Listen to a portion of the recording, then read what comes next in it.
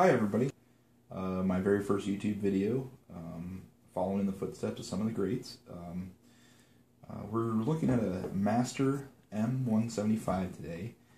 I bought this because I'm a novice lockpicker. I've been doing it as kind of a hobby for the last few months, and I've seen all the videos on YouTube, that these 175s are pretty dang easy to get into.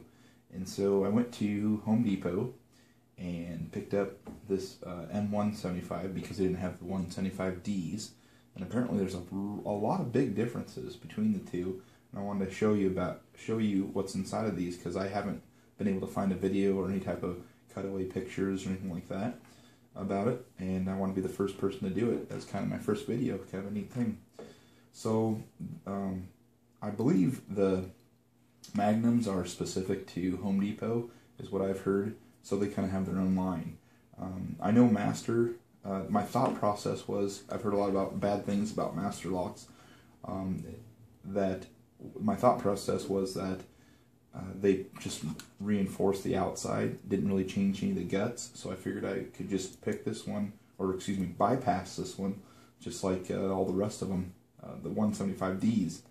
But apparently that's not the case, and I'll show you why here in a sec. This is the packaging. You cut this part open here, and that gives you the initial password, or code to open it. It's really easy to change, so I just changed it to 1, 2, 3, 4. So go ahead and open it up and get it out of here. And you got to pull on it really hard to get it open. I'll take this off, so it's over here. So anyhow, I brought it home, and I tried to do the whole pick in the side, and I just ended up bending my picks because I really wasn't hitting anything that meant anything. And then I tried coming in from the side here to decode it, like you do with a lot of these wheel style locks, and I couldn't get a pick in there. I got a 25 thousandths diamond here, and I can't get it in any of the sides of them. So you probably can decode it. The gates are really big in it, but you're going to need a really thin pick, like a 15 thousandths or even a 10 thousandths. So I'll show you what's underneath here, so you can kind of see what Master did to increase the security of this, I consider, tremendously. So first thing I did was I drew out the cutaway shape that I've seen on YouTube. A lot of people have cutaways of the 175Ds. Excuse me. And I drew it on here with a Sharpie, and then I milled that, and I'll show you what I came out with on that. So this was the first one I bought, and like I said, I tried sticking my pick in there, and I even looked in there and I saw some copper. You could see it through the wheels, and I thought that was the actuator, like the copper actuator in the 175Ds. So as you can see, I drew out excuse me, I drew out the shape of the cutaways of all the 175s, or what I thought looked like the shape of it, and milled it. And I just kept removing material until I saw that little copper there, and I thought, oh, there's the actuator. So I didn't want to dig into it too much farther, so I just took a screwdriver and popped out this little plug here, for lack of a better term. The metal all around it was paper thin, so it just came right out. And then I could see this. And all I saw was this flimsy copper piece, or brass, I'm not sure what it is, and all I could tell it did was basically hold these wheels from spinning. You can see the wheels, I cut one with the mill, but you can just see the wheels freewheel. The only thing this copper piece does is keep the wheels, kind of gives them a nice click, and that's it. And so I thought, well, you could see this inner housing here. I thought, well, I'm going to have to get in this thing deeper. So I took an angle grinder and I cut down the sides, just zip up and down the sides on both sides, and I was able to pry this off. You kind of got to get into it with a screwdriver and pry it off. This one comes apart easy because I've already had it apart. You got to pry that off.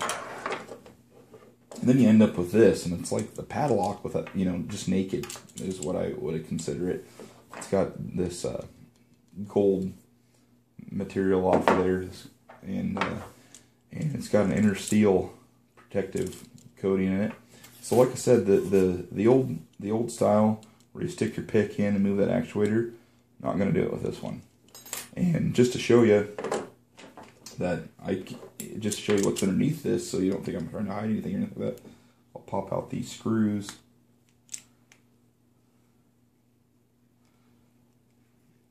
I think I hit that one with a mill, so it's kind of tough coming out of there.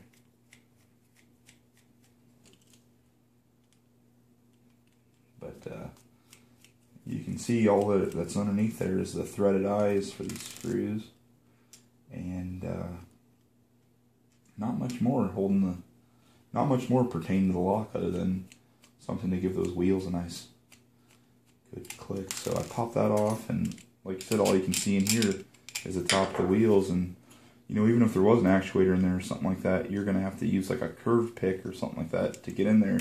I thought, well, you know, they eliminated that entry method, so you know, they must have been doing a lot more than just putting a boron carbide shackle and a big gold housing on the outside of it. So now you can see those wheels just spin kind of freely. Some of them don't because I hit those with a mill too. But anyhow, I had this completely apart, and even after hitting it with a mill a few times, I had to do some filing, but I got it back running again. And even all the features work on it. I set the code to 1, 2, 3, 4 on it. I had to check the gates originally when I put it back together, and then I decoded it, and then I had to change it to 1, 2, 3, 4. So anyways, I mean, it opens, it still stays together, nothing falls apart. Like I said, this thing, I'll show you how far down I got it torn down. So I got the shackle off, and then I thought I was going to have to cut this off too, but then I noticed there's an Allen screw right there. And you can see on the back of this, they put a plug in there kind of where that Allen screw was. Not sure what the point of that was, but anyhow, we'll take the Allen screw out and show you exactly what's underneath this baby. And like I said, unless you get a really thin feeler gauge, I don't think you're going to be able to decode this that easily. I mean, the gates on this are huge because the actuator is pretty big.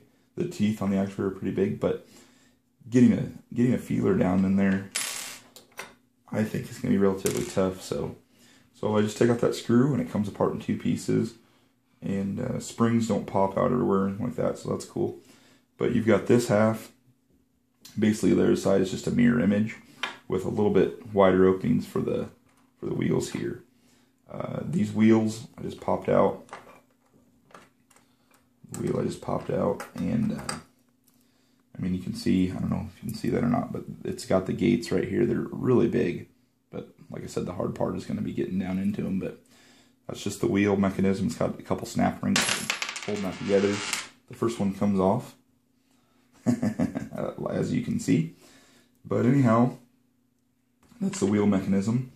And then it's got these 2 locking, I call them barrels, I'm not sure what they're called, in here, and those just go into these grooves on the shackle here.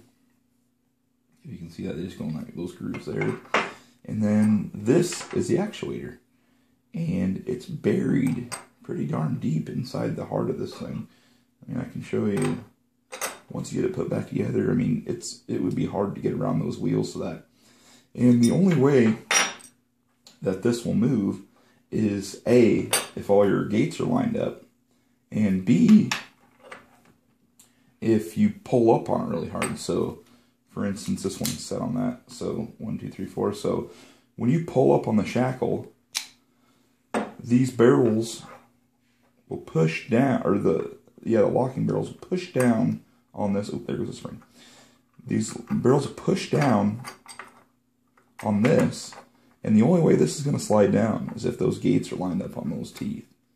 So I really don't think there's a bypass method to this, and I don't think you're going to be able to shim this because it's got this rubber housing on it, and I really don't. I really think they beefed up the security, and I think they did take it to a next level. Now, granted, it's not the most secure lock in the world. I wouldn't lock up something too valuable with it, but just, to keep basic people out of a fence or anything like that, or to lock a fence or a shed or something, this I think would be a pretty good lock. If you want, if you dispute that, or if you have a trick to getting into these that I can't find out, leave a message in the comments or something like that, and I'll definitely look into that and maybe change my view on this. But for now, I think Master did a really good job of of making these more secure and a lot harder to open than the 175Ds, which I finally ended up ordering one on Amazon, I think, and it hasn't got here yet, but I'm going to play with that once I get it. But anyhow, the M175, pretty big upgrade from the, or an extremely big upgrade from the 175D. So, there you have it. That's the secret of the M175. In case you ever encounter these, you're really not going to get into it unless you decode it, and you're not going to be able to do it the old-fashioned way. Thank you for watching my very first YouTube video. I hope you learned a lot. And just wanted to do a teaser for my next video. I got this American lock with no key. I picked it open and decoded a key for it. Made it with a file. Bosnian Bill actually does a video on that, and so I'll talk a little bit about this and how I made the key. And I appreciate you watching, and please don't use any of this information for anything illegal, but just have fun with it, and make sure that if you are getting into something, you are the owner or you know the owner. And like I said, just have fun, and hopefully this helps, and let me know if you have any ideas or tricks on how to get into this. Thank you for watching.